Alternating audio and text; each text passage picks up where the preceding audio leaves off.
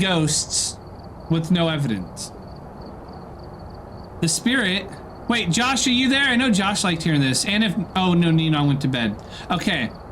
So for a spirit, you wait for it to hunt at low sanity. All right? You get your sanity low, which I play 0 sanity. You wait for it to hunt. You smudge it towards the end of the hunt.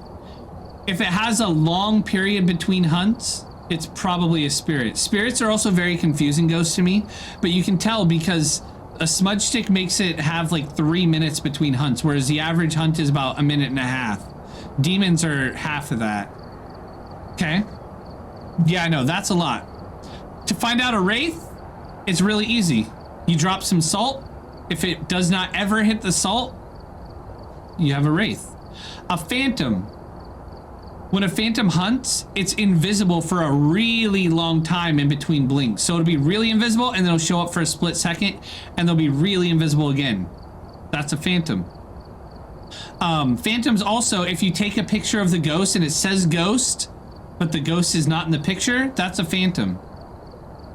A Poltergeist, you're gonna want to watch their throws.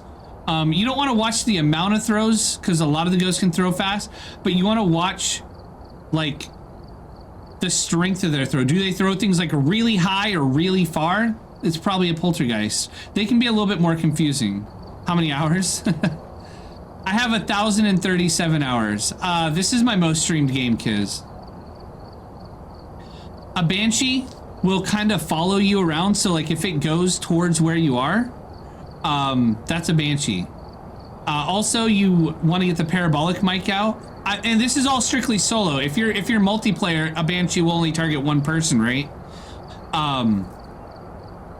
But a Banshee also, it has a unique sound in the parabolic mic. So I actually have a command for that.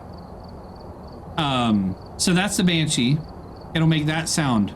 A Jinn, which is the one that I just got. A Jinn will never turn off the power. Jinns, they're aggressive when you're in their room, so they're territorial. So that last round, it got really upset when I was down in its room. It burned through a crucifix really fast because it was not happy that I was there. Mares will typically avoid the light. They're more likely to break lights. They have a unique interaction where when you turn a light on, it'll flip the light right back off. If you see that happen, there's a good chance it's a mare. It's not guaranteed because other ghosts can randomly do that too. A Revenant, you listen to the very first hunt. If it's walking slowly, like not Deogen slow, but really slow ticks, and then it speeds up when it sees someone, boom, that's a Revenant. Sweet dreams, Morwex. A Shade is a shy ghost. They're harder to tell on no evidence, no sanity. But typically they'll go away from their room to hunt. They won't ever hunt in the same room as a person. So if you stand in its room and it does nothing, it could be a Shade. If you notice really quick hunts successively, demons have very low hunt timers and they also are more affected by the crucifix, so they can't hunt as close to a crucifix. A Yurei has a unique interaction where it slams doors a lot. If it slams a lot of doors and then you have to watch if it can take a door from fully open and slam it all the way closed and then the sound happens 2 seconds later, it's a delayed slamming sound. So it'll slam the door and then you'll hear it. That's a Yurei. That's its unique interaction. An Oni can never do the ghost ball. The fog that like flies towards you and hits you, that's what an Oni won't do. If you ever see that, you can cross off Oni. Also, when an Oni hunts, they're a lot more visible than the other ghosts. Their blinks are not as long. They show themselves more, and they'll spawn on you more and reveal themselves. They'll do more manifestations. A Yokai gets angered by voices. So if you're talking around it a lot, it can hunt at a higher threshold. If you're playing no evidence, you test it by using electronic equipment and seeing. They can't hear electronic equipment. They have to be close to hear it. It's like half the range of all the other ghosts. So if you ever can like pull out something electronic and it doesn't react to it, then you have a yokai. Hantu are always guaranteed to have freezing temperatures if you play with evidence on. If you play with evidence off, you figure the Hantu out by listening to its speed in its room as opposed to other rooms. If it's really, really fast when it's in or near its room, and then it slows down when it gets further away or into warmer areas, that's a Hantu. Goryos are a little bit tougher to tell, but a Goryo will never change its ghost room. I actually play on high room change. If the ghost never changes its room, there's a chance that you have a Goryo. They're guaranteed to have dots when you have evidence on, even one evidence, you're guaranteed to get dots. But they will never change the ghost room. Mylings tend to talk into the parabolic mic a lot. They're very vocal. And also you need to listen to footsteps when they get away from you. If you can't hear footsteps at all, that's a Myling. Their footsteps get quiet a lot more quickly. An Onryo hates fires.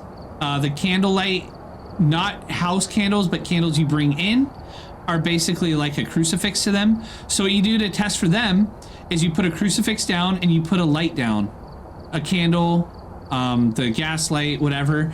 If it burns a crucifix and the light is still on, it's not an Onryo. You can cross off Onryo. If it blows out a candle 3 times and then hunts, you have an Onryo.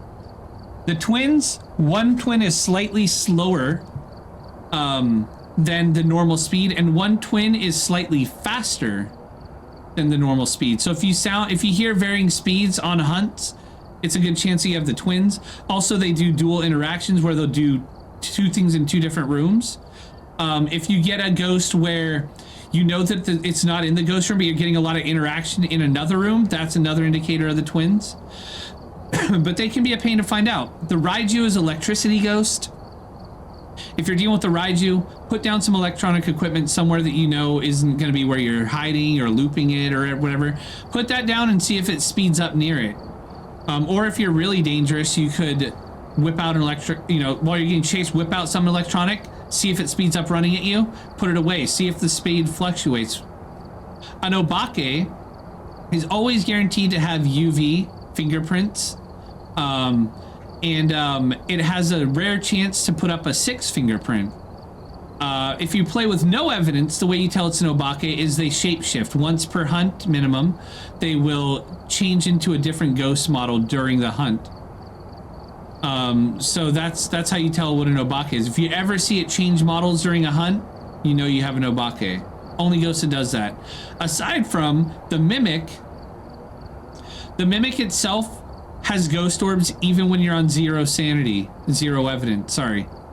So if you have 0 evidence on and you find a ghost orb, you know it's a Mimic. If you don't have the ability to find ghost orbs with the video camera, look for it to change its ability. So if it's like really fast ghost, maybe it was mimicking a Moroi, which is a super fast ghost, then you can, and then next run it's slow, really slow, it's not a Mimic. If it's giving off vibes of one ghost and then it switches the behavior to another, you know that it's a Mimic. But it's best to always double check with a video camera.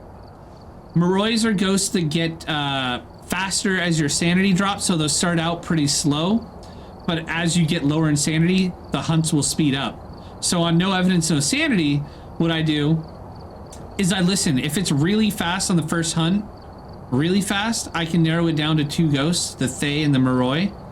A third ghost would be Deogen that's really fast, but a Deogen will go right to you and slow down. But the Moroi will stay fast. So what you do to test when you think it's a fast ghost, if you're playing on no evidence, no sanity, is find the room and make sure you stay in the room. Because the difference between the Thaye and a Moroi is the Thaye will age over time. The Thaye will slow down as you stay in this room, and it'll become less active. It'll be very active and aggressive. It'll hunt right away. As you age it, it will be less interactive, and it'll slow down during hunts. That's how I found the Thaye earlier. The Moroi, regardless of how long you stay in this room, it'll always be very, very fast at 0 sanity. A Deogen, as I discussed before, it's very fast, and it'll run to you. You cannot hide from it, but it's slow enough that you can just walk away from it. You don't have to run. You don't even need to sprint. It will run extremely fast to you, but it'll slow down and it'll stop. And then the Thaye, as I discussed earlier, the Thaye is a ghost that ages, so it'll be very fast, very aggressive. Find its room. Hang out in its room. because the longer you hang out in this room, the slower and less aggressive it gets, the less active it gets, and that's all the ghosts. That's what I have for everything. That's how you play Zero Evidence, Zero Sanity. When you want to do it, I would say if you do Zero Evidence, Zero Sanity, because focus on eliminating ghosts. You don't want to play to find the ghost. You want to play to find out what the ghost is not. So like I go in and I put salt down to make sure, okay, it's not a Wraith. I watch the hunts. Okay, it's not a phantom. I listen to the hunts. Oh, it's really fast. It's probably a Moroi or a Thaye. It doesn't see anybody. It's not a Revenant. Probably a Moroi or a Thaye. Okay. Okay, if it's not fast, I just cross those ghosts out right away. If I don't hear it being extra slow, okay, it's not a Revenant. So I, like, playing Zero Evidence, Zero Sanity, you go through and you, like, cross off ghosts, say, it's not this, it's not this, it's not this, it's not this. Okay, there's no way. It hit the breaker. Oh, it's not a Jinn, you know? So then you slowly just mark off the things that it's not. And that's, yeah, that's how you play Zero Evidence and Zero Sanity for Phasmo.